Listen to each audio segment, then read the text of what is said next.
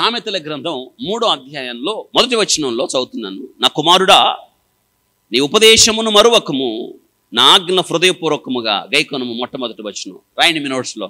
తల్లిదండ్రుల ఉపదేశమును మరువకము, బ్రాకెట్లో దేవుని పెద్దల తల్లిదండ్రులు అని రాసుకోండి గుర్తుగా.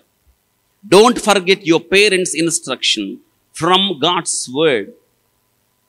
తల్లిదండ్రుల ఉపదేశం ఇక్కడ అంటున్నాడు. కుమారుడా, నా ఉపదేశం మరవద్దు. దేవుడు చెప్తున్నాడు కుమారుడా అని. ఇక్కడ నీతో మాట్లాడుతున్నాడు. కుమార్తె, కుమారుడా, నా ఉపదేశం నీవు ఏంటి మరవద్దు అని చెప్తున్నాడు. నువ్వు మర్చిపోవద్దు, ఎప్పుడు గుర్తుపెట్టుకోవాలి. ప్రభా, నువ్వు నాకు ఏదైతే చెప్పావో అవన్నీ నేను గుర్తుపెట్టుకుంటాను ప్రభా, నేను ఏది మర్చిపోను. అందుకే మీరు మర్చిపోకుండా ఉండడానికే put it on notebook, on paper రాసుకోవాలి. నేను మరవను ప్రభా. నాతో పలానాసారి దేవుడు మాట్లాడాడండి, పలానా వాక్యం ద్వారా మాట్లాడాడండి. ఆ రోజు నేను ఎంతో కృంగి ఉన్నాను, బలహీనంగా ఉన్నాను, నిరాశలో ఉన్నాను. కానీ ఆ దినాన దేవుడు ఈ వాక్యము ద్వారా, ఏ వాక్యం ద్వారా, వెంటనే పేజీ తిప్పాలి, పలానా తారీఖు, ఇదిగో ఈ వాక్యము ద్వారా దేవుడు నాతో మాట్లాడాడు. కుమారుడా, నా ఉపదేశమును నీవు. ఈరోజు చాలామంది మర్చిపోతున్నారు.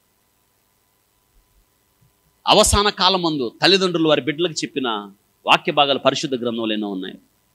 దావీదు తన కుమారుడికి చెప్పాడు సొలొమోనుకి.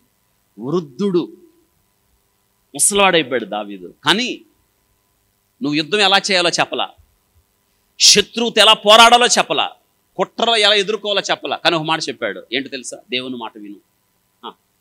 ఎవరి మాట విను? దేవుని మాట విను.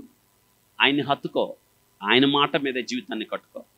దేవుడు నీకు ఇచ్చిన ధర్మశాస్త్రాన్ని తూచ తప్పకుండా పాటించు అని చెప్పాడు. మోషే చనిపోయాడు, నాయకత్వం యెహోషువ చేతుల్లోకి వచ్చింది. దేవుడు మాట్లాడుతున్నాడు. యెహోషువ, ఇదిగో ధర్మశాస్త్రం, దాన్ని బట్టినాడు, ఇది చదవండి అని దేవుడు చెప్తున్నాడు, ఇది నేర్చుకోండి అని దేవుడు చెప్తున్నాడు. చదువుతున్నారా? నా కుమారుడా, నా ఉపదేశాన్ని ఎన్నో రీతులుగా మాట్లాడతాడు, ఎన్నో రీతులుగా దేవుడు మాట్లాడతాడు. ఈ దినాన దేవుడు మనతో మాట్లాడుతున్నాడు. దేవుని మాట వినే కొద్ది మనలో విశ్వాసం పెరుగుతుంది కదా. వినుట వల్ల ఏం పెరుగుతుంది? ఆ విశ్వాసమే దేవునితో జత కడుతుంది, దేవునిపై నమ్మకం పెంచుతుంది, నీ కార్యాలు సఫలం చేస్తుంది.